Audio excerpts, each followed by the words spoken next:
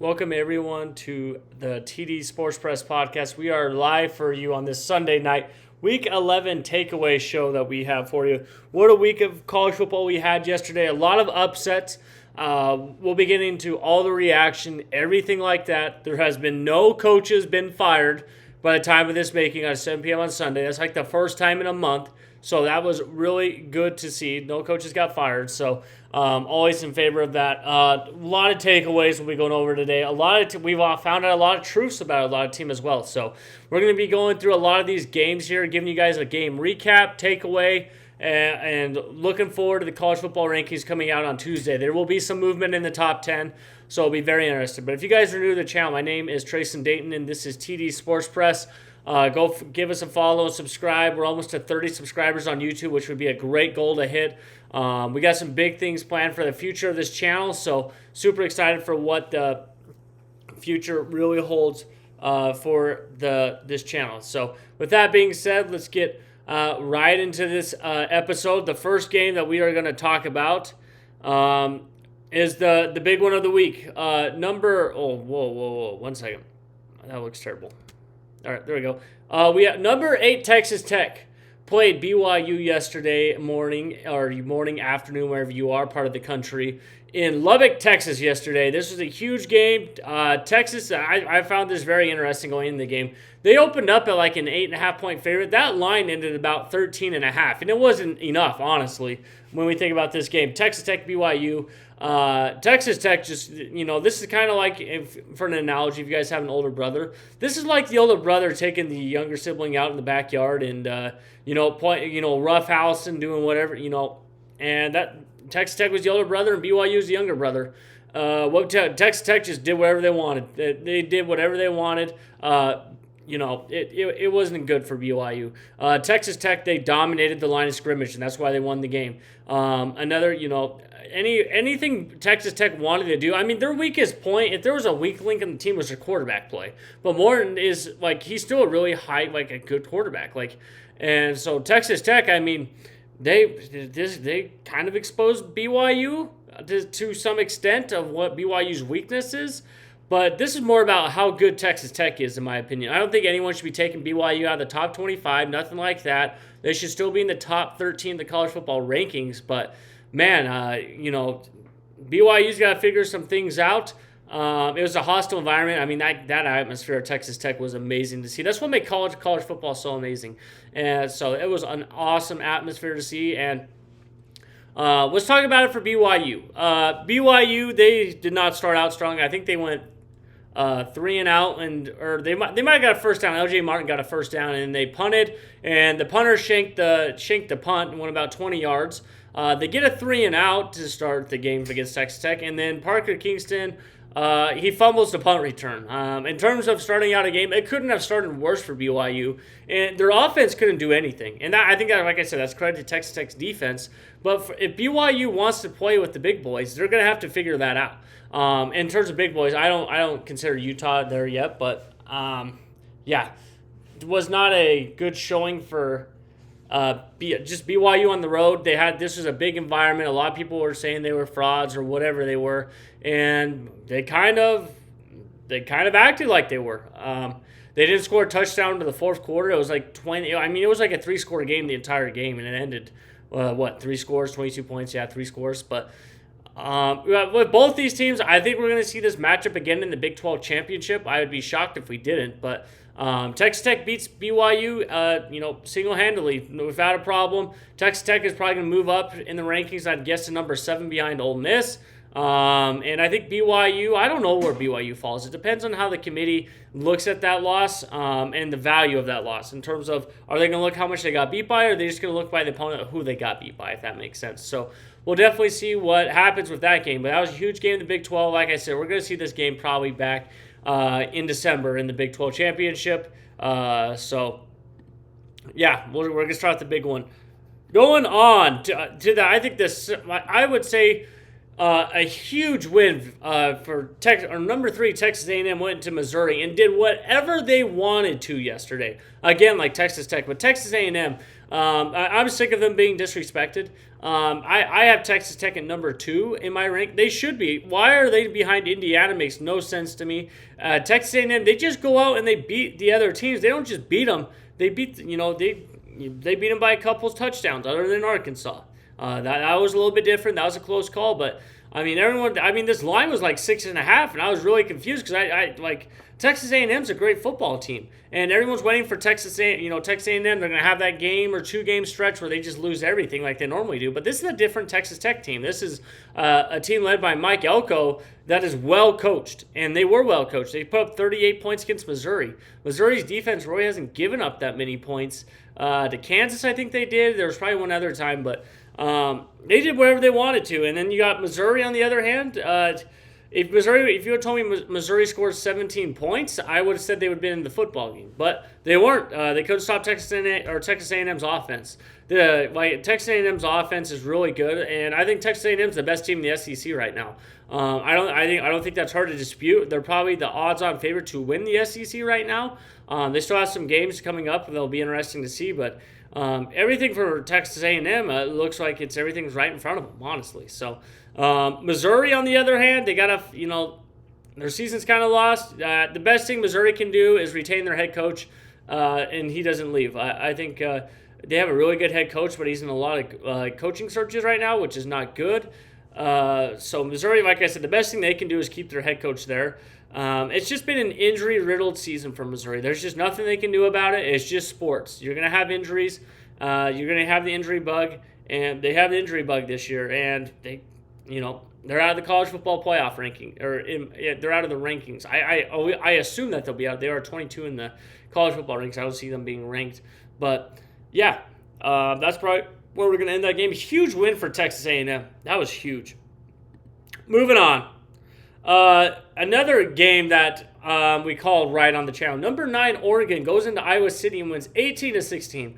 This game went exactly how I said it was going to be. It was going to be ugly. It was going to be a weird score in the teens. I said that. You guys can go check it. I said it on Thursday. But Oregon beats Iowa 18-16. And we had a safety in the game. I called there to be a safety. It was like in the first 5 minutes of the game. And Oregon just ran the football better than Iowa did at the end of the day. Or just enough. I wouldn't say it was better than Iowa, but it was just enough to win. Iowa had that 58-yard kick in the 58-yard field goal. That was incredible. I thought that might have been the icing there, but Oregon, they did enough to win. They made enough plays. They are a tough, resilient football team. Oregon is, and we're going to see Oregon. We're going to see Oregon in the college football playoffs. I have a hard time. I see Oregon winning out personally right now, and that you might be saying, oh, they beat. They did it on the road. They went into the road into like elements they really don't see in Oregon, and they beat them. Everyone was saying it was hawk weather, Iowa weather, but the story was Oregon just did enough. They just made enough more, Oregon just made more plays than Iowa did at the end of the day. At the end of the day. Excuse me, sorry. But this was a huge win for Oregon. And you look at Iowa. Iowa lets this opportunity squander. They have 3 losses now. They've gotten beat by Iowa State. They got beat by Indiana and Oregon. And both, I would say, in a different universe, I was undefeated right now, but they're not. They could have won all 3 of those games. They're right there. They just can't finish it, and that's probably what's going to cost them a spot in the college football playoffs. I don't see Iowa getting in with 3 losses with the games they have left on their schedule. This was their golden opportunity to really move up in the rankings, and they just didn't make enough plays at the end of the day. Yeah. This was one that Iowa really needed to have in order to make the college football playoffs but they just didn't get it. They didn't make enough plays, so I think Iowa is going to be eliminated from the playoff contention. I don't really see a path for them right now unless they went out and there's chaos in the Big Ten. But even then, I have a hard time seeing it. But who knows? Maybe the Big Ten will self-destruct like the ACC, which we'll talk about coming up in the show. We'll get to that part. But huge win for Oregon going on the road and winning it. A lot of people doubted them with the elements. They're like, oh, this is Iowa's game. And Oregon just went in and won the game. They made one more play than Iowa at the end of the day, that field goal. So huge win for Oregon. We'll see what Oregon does going in the future, they still have USC, Washington on their schedule, so I'll be very interested to see what Oregon does. So let's move on to our next game here. Our next game is Alabama beats LSU 20-9. This was, I think, LSU's best effort that they've gave the entire year. Like I said on, what was it, Thursday, when we predicted this game, I think we're going to get LSU's best effort. But at the end of the day, Alabama made plays. I know that's probably been the theme of the episode this far, but Alabama made enough plays to win the football game. I've been saying this for a while now. Alabama's a run game away from being the best team in the country, in my opinion. They have a really good passing game. The offensive line and running game is the separation of Alabama winning the national championship and not playing in the national championship. But Alabama, they won 20-9. This was LSU, like I said, LSU's best defensive effort. I think only giving up 20 points to an Alabama team. I think Florida State, they scored less, but like I said, Alabama made enough plays to win the game. Like I've been saying, like if Alabama figures out that how to run the football, like they're gonna be dangerous. And Kalen DeVore, hey, they finally won a game that wasn't a one-possession game, and they are really good at winning those one-possession games. But this game, this is a game that I wasn't watching. I was watching another game at this time, but Alabama, man, they're tough. They're tough. They have a really good resume right now, and they're probably gonna be playing Texas A&M in the SEC championship unless one of those two teams lose. I think both teams control their destinies. I'm trying to think. I guess Alabama and Texas, they haven't played, but yeah, this was a great effort from an Alabama team. And LSU, man, they just got to keep riding the ship. You have an interim coach. You don't really have anything to play for. You just got to keep playing. And we'll see what their schedule ends up. We'll see that kind of program they have down there, how they finish the year. But I thought this was a better effort we've seen on LSU on the defensive side of the ball that we have seen the entire year. And I've been saying this for a while, but Garrett Nussmeier's hurt, and he's been hurt since August with that knee injury that they said wasn't a big deal. I really do believe that he is actually hurt. So, yeah, that's kind of just how I see this situation right now. But, hey, another big win for Alabama. They're going to stay probably at number 4. I don't see someone moving on. All right, let's get into this game. This game was probably the best game of the early slate. I'm trying to remember off the early slate. Yeah, this is definitely the best game. Number 2, Indiana beats Penn State 27-24 with the catch of the year from Indiana. That was the catch of the year. Now let's talk about the game itself. Man, I really thought Penn State was going to pull this one out. I really did. They had a great effort on both sides of the ball. And the moral of the story is Indiana made one more play than Penn State did. Play in the end zone to win the game, 27-24. Huge game. Indiana, they looked like it wasn't good, and then Fernando had a huge game. I know a lot of people have been saying it's a Heisman moment, and then they're going to point out what Ohio State did to Penn State. I can understand that, but I think the reason why they think it's Fernando's moment is because based off Julian Sain has more help than Fernando at this point. Like, obviously, Jeremiah Smith, Caleb Downs, but not Caleb Downs, Golden Tate. But anyway, let's get back into this. Indiana just made enough plays at the end of the day to win this game. Penn State, man, they are so close to figuring out these games. There's a couple of games Penn State that they could have won that could have gone the other way. I'm still trying to figure out Penn State, man. This was a team that had a lot of hype at the beginning of the year, and they still haven't won a game since September. I think that's the date. I think they're like 3-7 now. So with the expectations that Penn State have had, they just have not been able to put it all together. And credit to Indiana. Man, if you don't like Kirk Cignetti, I don't know, you don't like college football. I'll be honest with you. I love the way Kirk Cignetti talks to the media. I love it. If you guys didn't know, yesterday, the Fox reporter, I don't remember what her name was, she was saying, Indiana, they've never won here, and Kirk says, well, this group's never played, or he's never played there, to something of that nature. I love that response. He's confident in his team, and I think the confidence is showing in Indiana.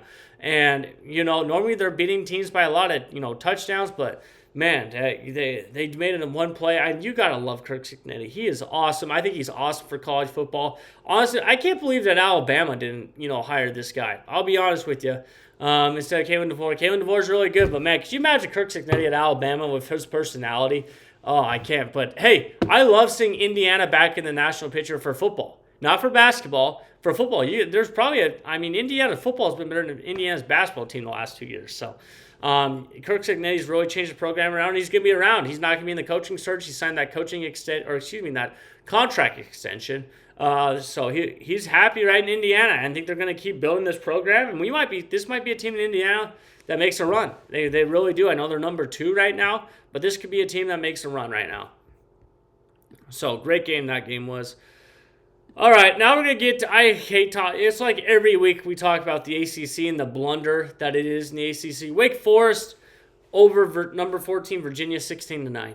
If you guys remember on Thursday, if you guys turned it on Thursday, when we previewed this game, I said it feels like whenever you get punked in the ACC the week before, you win the second, you win the next week. For example, SMU got beat by Wake Forest, and then they beat Miami the next week. And then Wake Forest got punked by Florida State last week, and now they beat Virginia. So is the trend going to keep going? I have no clue.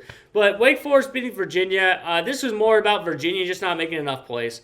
They have everything in front of them, and they just fell short to the pressure. And they're going to pay for it in the rankings this week, I feel like. I think they'll probably be in the 20s. Virginia had everything in front of them, and they're still in the race for the ACC championship. Everything like that is still intact, but just the way they got beat, man. They had no offense. They weren't able to do anything. And credit to Wake Forest. I think Wake Forest is 6-3 now, making a bowl game. That's great for the program. I think their win, if I remember, their over-under win total was like 4.5. I don't remember exactly, but a great game for Wake Forest. But, Virginia, you have the playoffs to play for, the ACC, and you just lay a dud at home. It wasn't like this game was on the road, but November air, it's a little bit thinner. There's a lot more pressure. I like to say there's a lot more pressure in November than there is in September to win these games. That's why we see more upsets in November than we do in September, in my opinion. There's some teams that play to win, and then there's teams that play to not lose. And Virginia played in a way to not lose. And when you play football like that, I have played the sport, and so just so everyone, I don't get hate in the comments, but I have played the sport. And when you play not to lose, you're not going to win. It's just you're not going to win. You're so scared to make a mistake that you're trying to be super safe, make the precise read. Wait for that to happen. That you're going to have issues like this. So you got to play to win the game, and I just don't think Virginia did. They honestly just played, just good enough to beat Wake Forest, but they didn't. Wake Forest beat them. So, all right, from one ACC team to the next ACC team. I can't even believe we're going to talk about this. California beats Louisville 29-26. If you guys can't tell, the ACC is just beating up each other. This is like they're pulling a Big 12. The Big 12, if you know the Big 12 conference, normally they just beat the crap out of each other. But California, they go on the road to Louisville and win in overtime, 29-26. California has a couple, questionable losses. California could have 2 losses realistically, but at the end of the day, I think they played to their potential. I really like their quarterback in Louisville. Man, they played not to win. That you cannot play not to win in November. You got to play to win the game. You cannot play not to lose. And that's what happened in this game. And Louisville, they're probably going to be, I had Louisville and Virginia both in the 20s in my rankings this week. That's where they probably should be, in all honesty. But, yeah, man, it's not a good look for the ACC. The ACC better hope that Miami, Georgia Tech, and Pitt just win out. I know Miami and Pitt play each other in the coming weeks. Pitt plays Notre Dame. We'll be going over that game as we go. But, man, it stinks for the ACC. I don't know. I think Miami is going to be, or is Georgia? Yeah, Georgia Tech's in front of Miami. But, man, it really is not looking good for that conference right now, I would say. So California gets the win over number 15 Louisville. They made enough plays. It's about them. They won in overtime. But, Louisville and, Virginia, we talked about you cannot play to lose. And they both played not to lose, not to win. There we go. That's the saying. All right, let's get into our last game. Wisconsin beats number 23 Washington 13-10. And what a game for Wisconsin. Shout out to Luke Fickell. He did not wear the vest. I know a lot of Wisconsin fans were talking about that. And this is a huge win for Luke Fickell after he got the AD support that he's coming back in 2026. They get a huge win against number 23 ranked Washington. I don't remember the last time Wisconsin has a win against a program like this. It goes really far back in my memory. Probably before Lou Fickle. Maybe Lou Fickle's got a couple of games in there. But Wisconsin, they've honestly played with teams. They just haven't made enough or been able to win the game. And they finally put it all together and won 13-10 in an ugly Big Ten fashion. And they were more physical than Washington. The Wisconsin offensive line did a great job against that Washington front. And, they did what they had to. And this pushed, I think, Washington out of the college football playoffs. I don't see a path for them right now unless, USC and Oregon's left, maybe? But, it just stinks. But this was a huge one. This one was more about Luke Fickell and Wisconsin just winning this game. But that's our last one here. So if you made it this far, might as well subscribe to the channel. We're at 27 subscribers at the time of this filming.